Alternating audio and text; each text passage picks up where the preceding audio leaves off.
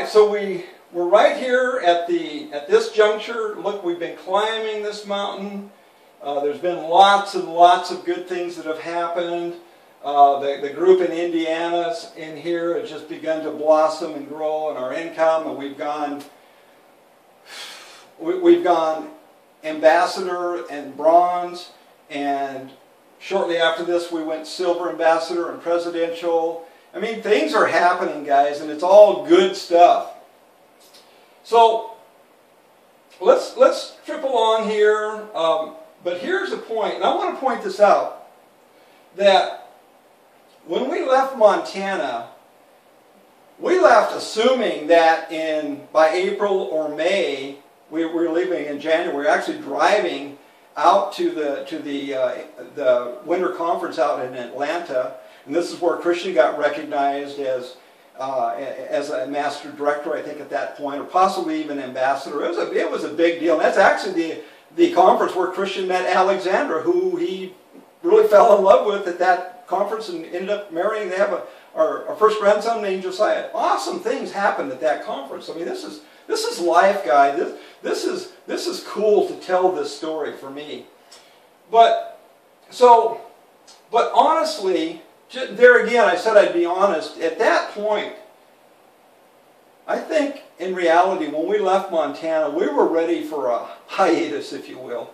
We had been stroking and dealing with people and committed and plugged in and leading and solving problems. We've been doing all the things that many of you have been doing for the last X amount of years, but we were kind of fried.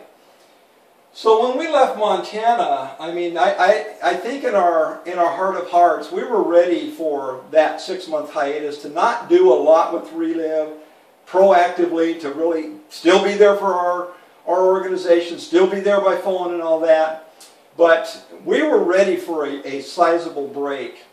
And so at that point, in reality, our personal Relive business, sponsoring, finding master affiliates, didn't come to a complete standstill, but it certainly slowed down. And more than that, even though we did sponsor, our heart to invest in new people just was not there nearly as much. It was there, we did some. Our daughter Michelle got going, she sponsored some master affiliates, we poured into them, had a good time, on and on. But I'm telling you, compared to when we were in this window, we weren't there. So just to be honest. But guys, right after that, we ended up moving over to Alabama. This is home for us, guys. We love it here. This was a God thing, getting us to Gulf Shores, Alabama. And I don't want to get into that. Just know that this is where we're supposed to be. We have thrived here as individuals. We've thrived here. We have an incredible church. We have an incredible place we live. The climate, everything. So this has just been an awesome. So in reality, you know, if this is the mountain that's going up, it's up here as far as our personal lives and all that. But that doesn't necessarily equate to what happened to our Relive business. And so anyway, because we were unfocused, but here's the cool thing. Because of this oh my juncture here in the winter of 2007, we set this up strong. And when we left, guys, there was no more oh my moments for a long time, because Christian and Zach and Cara Grossfield and Doug and Julie Stout and so many other leaders there in Montana just stepped up to the plate, man. They filled that void in, and far beyond anything Wendy and I had ever dreamed of doing, honestly. These guys proved to be leaders extraordinaire. So there was a season there where everything in Bozeman, Montana just blew up. And we were just proud parents, honestly. We were so happy to see what was going on, and it's basically, bye Max and Wendy, love you but don't need you, you know, that kind of thing. And it was awesome. We loved it. So good things were happening.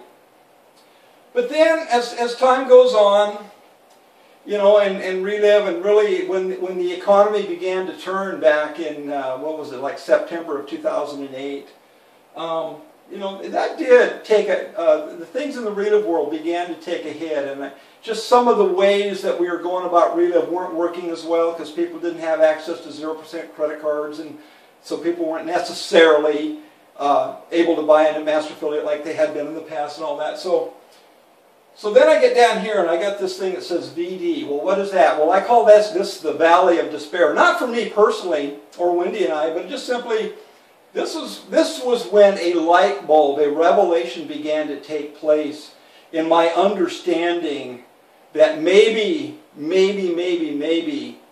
there needs to be a change. And this is where, when I talk about the elephant in the room, this is when the elephant in the room began to become very, very, very obvious to me.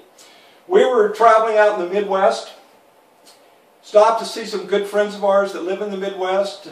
They have a, they just live out in the country, and so I was out walking around with this young guy. I'm not going to name any names because it's not pertinent to the whole thing. It's just, please hear what I'm trying to communicate. And while we were out there, because we're good friends, and because I'm in the Relive world, and he knew that, he says, and he's not in my organization, please know, he's not in my organization. And he just said, Max, can I talk to you about something? I said, sure. He says, man, I'm telling you, we're struggling financially. I said, you are? And in my mind, this guy was like a hot shot. I mean, he was, yeah, he was a hot shot. He said, yeah, he says, I'm telling you, our checks just aren't where they ought to be, and we're really trying to figure out what else we need to do to supplement our Relive income. And oh my gosh, guys, it was like, it was like a punch in the gut for me. And I encouraged him and all that. So that night we did a meeting in that particular town. And when it was this young guy's turn to get up and share their business story, and please hear me, guys, I'm not trying to out anybody, because this is how we do it in the Relive world. But I just want to, I'm saying there's an elephant in the room, and so here's the elephant. That afternoon, struggle. Not that they weren't making money, they weren't making enough money for all they poured into this. And so he got up that night to tell his business story, and he just gave this glowing report about the income and the lifestyle freedom and all these things. And I know where he's coming from. I wasn't judging him on that at all. But the elephant in the room was, it wasn't the true reality. It wasn't the true reality. But yet, in our Relive culture, it almost forced us to do that. Even though, So anyways, I hope you hear that with my heart, that I'm not judging anything other than things had been changing, the economy had changed, it had started to take a toll on some people's businesses, and yet we weren't acknowledging the elephant in the room. We were still, this is one of the best time to build a business in the down economy, all these things that we do.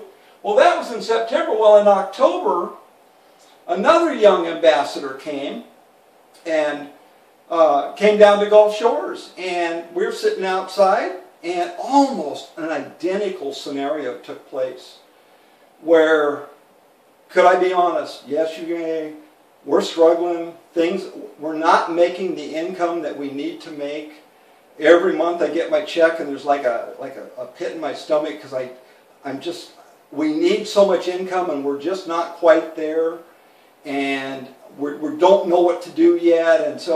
And yet then we did a meeting, same thing. Oh, the wonders of, So guys, I'm not putting anything down. I love everything, but I'm just saying that we have fostered a thing where we have to give the glowing report, and so we then begin to average what we've made, in a year's time, instead of saying, that if our check goes down over we'll say, well, we've averaged. Isn't that what we do? Honestly, that is what we do. And so then, just shortly after that, so I had these two encounters within a month or 6 weeks period of time. Then shortly after this encounter, one of my distributors up in Montana, a lady, a good friend of ours, called me and said, Max, have you ever heard, did you hear that Jerry Lafayette interview on Good Morning Relive? And I said, no, I don't know. He said, well, he's an ambassador. He was the first black ambassador in Relive. And he said, he was talking about this approach where just by people purchasing $100 a month and finding 5 people to do the same, and if that multiplies out 5 levels deep, and guys, she didn't have to explain it. I mean, I could understand that. Sort of finding 5 levels deep.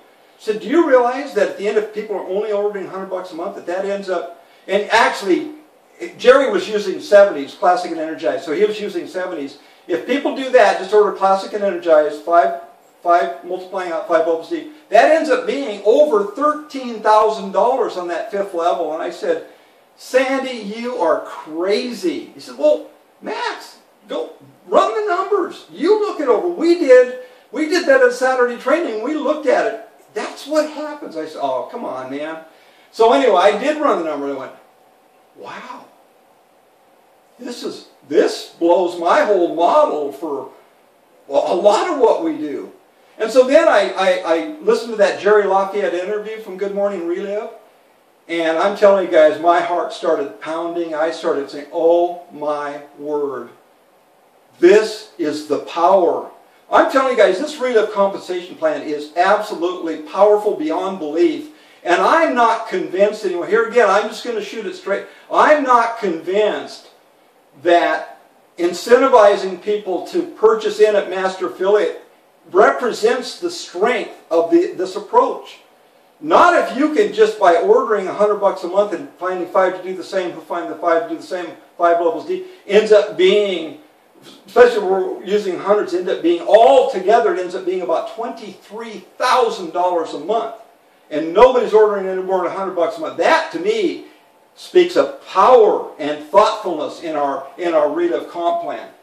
So anyway, late October of 2009 was when I had my first encounter with Tet syndrome. After listening to that Jerry Lafayette interview. And what is Tet syndrome? Too excited to sleep.